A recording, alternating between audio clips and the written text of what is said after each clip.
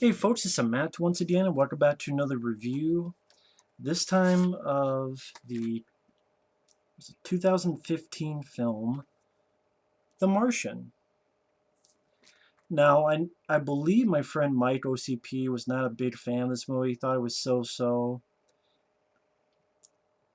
I'm actually the opposite. I really enjoyed this movie, The Martian. I think it's one of Matt Damon's best roles, best performances.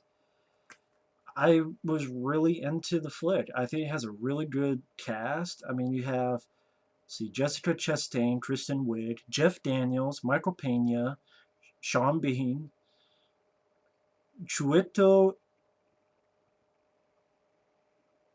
Ejiofor, Benedict Wong, which is funny because Chiwetel Ejiofor, I'll never pronounce his name right. Him and Benedict Wong were also in Doctor Strange, which I also enjoyed. So I actually came back for that. I thought the score by Harry Gregson Williams was fit the film well. And I thought Ridley Scott did a good job. I think this is the best film he's done since Black Hawk Down. Because I did not like Prometheus. I did not like the one he did with Denzel and Russell Crowe. Did he do that movie? American Gangster? I can't remember. I hated Exodus. Did not give a shit about Robin Hood. He did one with Leonardo DiCaprio and Russell Crowe. I don't even fucking remember the name of it. But yeah, Black Hawk Down and this one is, I thought both were really good Ridley Scott movies for the past 10 or so years. And the plot's very simple. Matt Damon is part of this crew on Mars, and there's a storm coming. There's an evac. He gets left behind. They think he's dead. But when he wakes up, his suit was stabbed. And he was able to get back and get it out and get out of him real quick and has to do self-surgery on him and even get this little piece out. And he's stranded on there. And pretty much his problem is it's going to take at least 4 years for someone to get me. But this place, at the moment, someone can only last 31 days. So he has to figure out how to grow food. And it's like, well, I got this food that was left here that were rations for the other crew, but I got to be able to grow at least 3 years worth of food. He's got to be able to get in contact with them. He's got to be able to, as he calls it, science the shit out of this. And this film's really funny. I remember when the award season came out around this time, and this was nominated for, I forget what award, Golden Globes or Oscars. I think Golden Globes. And this is just her like best comedy, and I'm like, why the hell do they call this comedy? It's not a comedy, but it's pretty damn. It's funnier than a lot of comedies I've seen lately. Hell, this fucking film I think is funnier than Sausage Party. It's beautiful too. It's a beautiful looking film. My only problem is the movie's a bit too long. It's 2 hours and 20 minutes. I don't think it needed to be that long. I think there's a good 10 or so minutes that could have been cut out. And I think there's an extended version of this too. But that's my only problem with it. I like the cast. Donald Glover makes an appearance. I like him. I know he's the new Lando Calrissian in that new Han Solo movie, but I don't give a shit about the new Han Solo film. And what I like is I really enjoyed Matt Damon's character. I thought he was really funny. There's a moment where he's just drinking a bottle of water. He's like doing this, and he's like,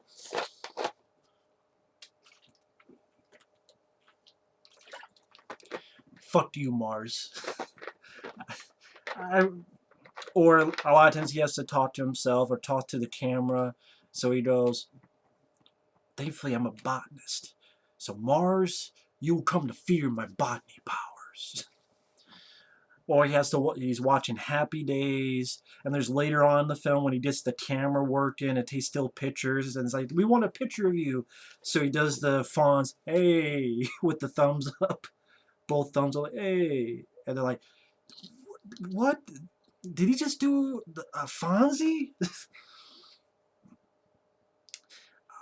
And it was scientific, but I didn't find it boring because this stuff fascinates me. I mean, I enjoyed a lot of From the Earth to the Moon. I enjoy Apollo 13. Stuff with space really does interest me and intrigue me. And it's not like every film that takes place in space that oh, I love it automatically. No, but a lot of people hate gravity. I love and adore gravity. A lot of people don't. There are some who don't like Apollo 13. I thoroughly enjoy Apollo 13. And there's some who don't like The Martian. I thoroughly enjoy this. The scientific stuff, I thought it was done with Matt Damon's character have a good sense of humor to the shit situation that he's in. And he's got a farm and try to create water. This one time he tries, it backfires and it blows himself up. And then he sits down on his camera and he's still smoking. It's like, so yeah, I just blew myself up. There's he has to listen to one of his friends' music that was left behind, and one of the songs is "Yeah, turn the beat around," and Matt Damon's like, "No, I am not going to turn the beat around. Okay, I refuse to." Again, I like Matt Damon as an actor. I'm not a big fan of stuff like the Bourne films, but it's not because of him. But I like him as an actor, and yeah, this is easily one of my favorite roles of him. He's just really entertaining to watch. And he talks about how he has this rover, this vehicle, and it can only get a certain amount of time, and then he has to figure out, well, he's got to get this one thing so he doesn't freeze to death. So he even jokes about, great, now I have to ride with this radioactive isotope that's decaying, but at least I'm warm. And how they get enough power to go the distance. It's like he has to travel 50 days and this trip in the future to get to this point so he could be hopefully picked up. And like when he's getting cold, he's like, I love to saw this now, but unfortunately, my balls are now frozen. And again, he communicates with the still camera that he finds, and he's able to talk and converse. And once it cuts back to Mission Control, I think some people were bothered by that, but I wasn't because of the stellar cast. I mean, you have Jeff Daniels as the head of Mission Control, who seems like a bit of a dick at the beginning of it, but kind of warmed up to him because it's Jeff Daniels as it's going on. Same with Chiwetel or Chiwetel Ejiofor. You know, he seemed pretty cold to the fact, oh, we left the guy behind, he's dead, but I warmed up to him as well because they're both really great actors. Donald Glover comes into it. He's with Astro Dynamics. He tells about he comes up a quicker way to be able to get back and save Matt Damon from the planet. The crew that they still don't know he's alive, and even types to them, how did the crew take it when they found out? And it was like, well, we haven't told them yet. And he's like, the crew don't know I'm alive. He's typing all this stuff out, and the guy's reading it, just like, what the F word? F word again? And they're typing about, what's wrong with you? Everything you type is being broadcast over the world. And the guy's like, yeah? And so he types out a bunch of stuff. I think if you watch the extended cut, you actually find out what he typed. But you get the idea that, okay, the whole world is seeing this, so he typed up something really, really bad. Because the next scene, Jeff Daniels is apologizing on the phone to someone. He's like, yeah, I'm sorry. He's very stressed out. And like Matt Damon, he's farming. He has to farm using his own shit. Because where else is he going to get the fertilizer? They don't go in depth on that, but you get the idea of it. And they didn't have to go in depth on that. And they didn't, thankfully. But just all the stuff he has to face with. I mean, making potatoes in this little constructed place. He's like, I colonized Mars. In your face, Neil Armstrong. And that's when he poses like the fawns. And, of course, when things are going well, then things are going to go up shit creek, and the airlock malfunctions, and it decompresses, and he gets fucked up, and his crops get destroyed, and he has to figure out what to do next. And again, one of the reasons I enjoy this film, it has a lot of good humor and levity to it. Like when the crew find out that, you know, the guy they thought was dead is alive, and then when they get to talk to him via typing to each other, Michael Peña's like, "Yeah, we're sorry we left you on Mars, but we just don't like you." And but it's all in good fun. Or even little bits like when Matt Damon, he has to get the rations and stretch it out more and more. And he's like, "Well, you know what? I'm gonna take this potato, I'm gonna dip in some Vicodin." And just a lot of stuff happens where they have one rocket that's going to try to get to them with supplies so he can last long enough, but it blows up because they, in my mind, foolishly skip the checkups you have to do to make sure everything's running because they want to get there sooner, but they fucked up. You do have this point where I could tell this was really trying to, how a lot of days you see how movies they try to get in bed with China, because a lot of films that this film did very well in the US, let alone foreign, but they're always unsure, but they know that they'll get a lot of box office in China, so they'll try to fit China in there somewhere in some way. Here it's like, oh well, China has a rocket, and they'll let you use it. And then that's where Donald Glover's like, hey, you could go tell the crew, instead of waiting the 4 years or such, or I think at this point, like, 2, 3 more years, you should tell the crew that are coming back to keep going, do a wraparound so they go back, get supplies from that rocket from China, and they'll get there sooner to get to them. And they're not sure about that because, like, Jeff Daniels goes, I don't want to risk all of that crew, too. But the crew says, you know what, we left him behind. We're going to do it anyway. We know we're going to get in trouble with you, Mission Control, but we're going to do it anyway. And through their actions, I like the crew. I thought Jessica Chastain and Michael Peña and was it Kate Mara? I thought they all did fine acting wise. And again, this movie is beautiful to look at. The stuff on Mars, when Matt Damon's outside and he's like on the ground, he's looking at the horizons on Mars, it really does seem like you're on Mars. It's beautiful, the budget's on the screen. Anytime you deal with the spaceships, it looks like some practical stuff was in there. And if there's CGI, it's perfect looking CGI.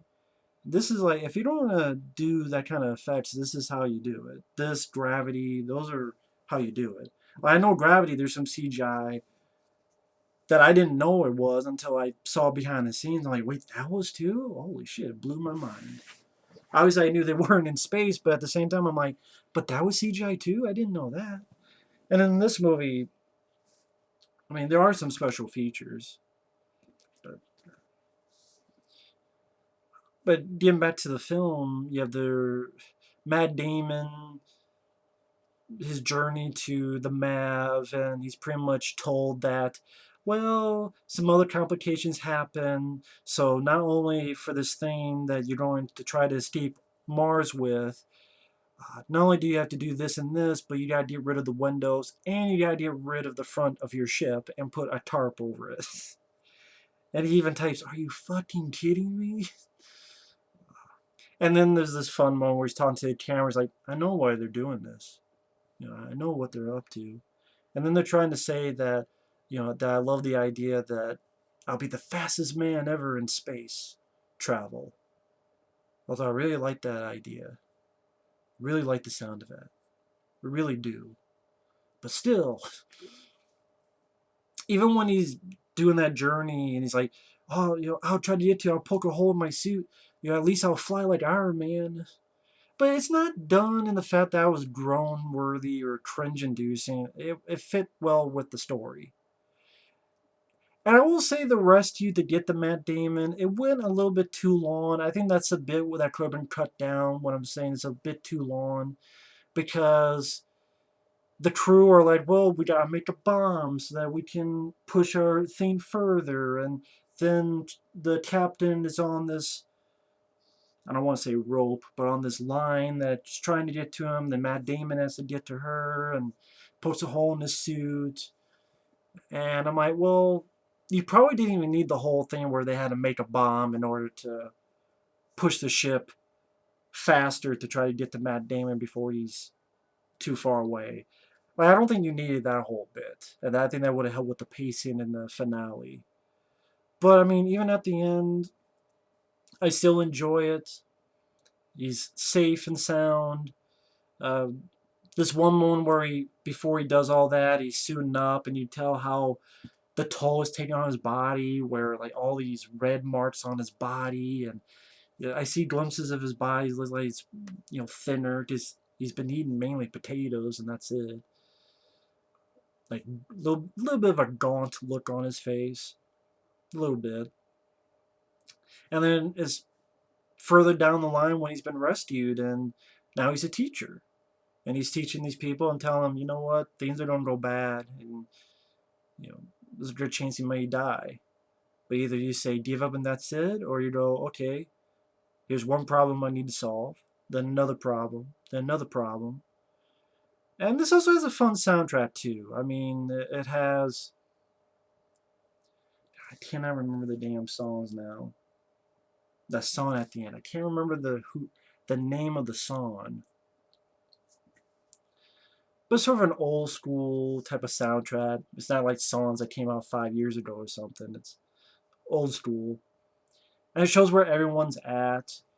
And I'm like, I've taken this sort of journey with these characters, and a lot of these people I've thought did a good job in the cast, and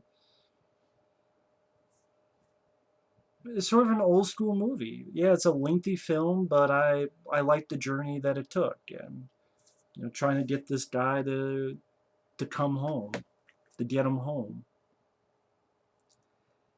And I thought this was very well done. I thought the cast was stellar. The effects were top notch. It was pretty damn funny. Easily one of my favorite roles from Matt Damon. I thought the only issue I had is the pacing. There's some stuff that could have been cut out, including bits from that finale that I was talking about. But other than that, I thoroughly enjoyed this film. I thoroughly liked this film. I think it's a great flick. So someone was giving my friend Mike crap. Oh, you guys always agree on stuff. Well, Mike enjoyed Sausage Party. I didn't. He thought this movie was so-so, but I really enjoyed this movie. So, give the guy a break. Yeah, I really enjoyed The Martian.